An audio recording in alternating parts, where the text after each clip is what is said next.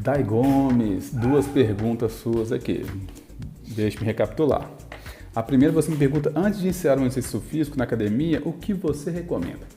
Então, Dai, eu recomendo, se possível, se estiver ao seu alcance, que tenha primeiro um aval de um médico, ou um clínico geral, um cardiologista, até porque para que ele dê um sinal verde que você está em condições de praticar qualquer atividade ou exercício físico, que no caso é orientado, ok?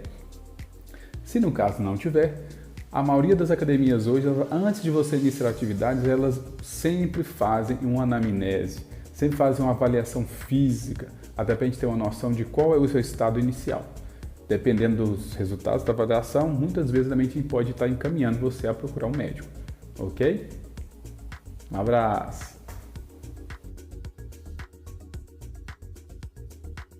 Vamos à segunda pergunta da Dai Gomes, que pergunta o seguinte: qualquer pessoa pode praticar corrida? Dai Gomes, qualquer pessoa pode fazer e praticar corrida, desde que ela tenha sido avaliada anteriormente, ou por um médico, clínico geral, ou um cardiologista, ou se não tiver acesso, a isso, dentro de ou para um profissional de educação física, ser avaliado fisicamente. Com certeza vai aplicar uma anamnese para saber qual é o seu estado inicial e se você tem condições ou está apta. E muitas vezes pode acontecer de a gente encaminhar para o médico.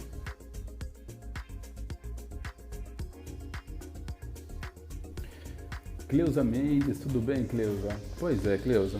Ao arrumar uma casa, qual o gasto calórico por 3 horas sem pausa? Olha, Cleusa, em média, durante 30 minutos fazendo atividade doméstica, você tem cerca de 160 quilocalorias gastas, ok? Em média, tá? Isso é bem superficial, tá? Não é uma causa bem absoluta que realmente é isso certinho, não. No caso em 3 horas, a gente multiplicar, dá em torno aí de umas 600 para cima, tá? Mas isso é bem grosseiro, tá? Não pode ser tomar isso como uma coisa muito absoluta, não, que isso é muito relativo, tá? Isso é só uma suposição, mas para você ter uma ideia mais ou menos, ok? Mas eu te dou um conselho, não se prenda muito a essa ideia do gasto calórico. Quem treina e acompanha o gasto calórico percebe que para gastar é difícil, é muito difícil. Então, se atenha ao que você ingere, a quantidade que você ingere, a qualidade das coisas que você ingere, tá? Procura lá as informações da Natália, lá que deu muitas informações interessantes com relação a isso, tá? E não se prenda muito a essa ideia de calorias, tá? Porque uma dieta pode ter a mesma número de calorias, mas com composições diferentes, ok? Um abraço, espero que eu tenha ajudado.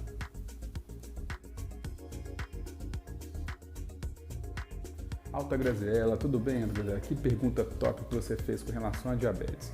Não sei se você acompanhou na live, que nós fizemos, eu fiz um comentário rápido, breve, com relação às vantagens no treinamento contra a resistência de força ou até aeróbio mesmo, com relação à diabetes. A diabetes sendo tipo 1 ou tipo 2, ou insulina dependente ou não, o exercício em si, ele auxilia em melhorar a sensibilidade das células em receber a glicose. E ela não fica tanto dependente da insulina para isso. Então ela facilita essa passagem, ok? Então muitas vezes a pessoa que usa uma certa dosagem de medicação pode acontecer de reduzir, ou se não for um insulina dependente, pode normalizar o seu estado, ok? Um abraço. Então, Júnior 31 Luna, a sua pergunta é bem interessante com relação à calistenia. O que eu acho da calistenia? É um excelente treinamento, tá? É uma modalidade que utiliza do peso do corpo, com objetivo de condicionamento.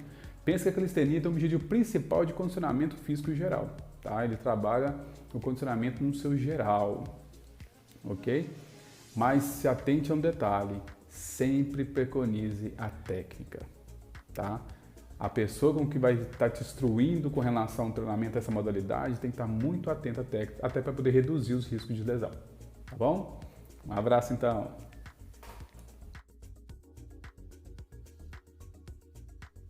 Yuri, banho quente ou frio após a academia? Pois é, Essa ideia é para você que é um praticante recreacional, digamos de musculação, por exemplo, não tem grandes efeitos benéficos nesse sentido, tá? A única relação que a gente vê com relação à temperatura, usar um banho, uma imersão, vamos dizer assim, pós-atividade, está relacionada a pessoas atletas de alta performance, tá?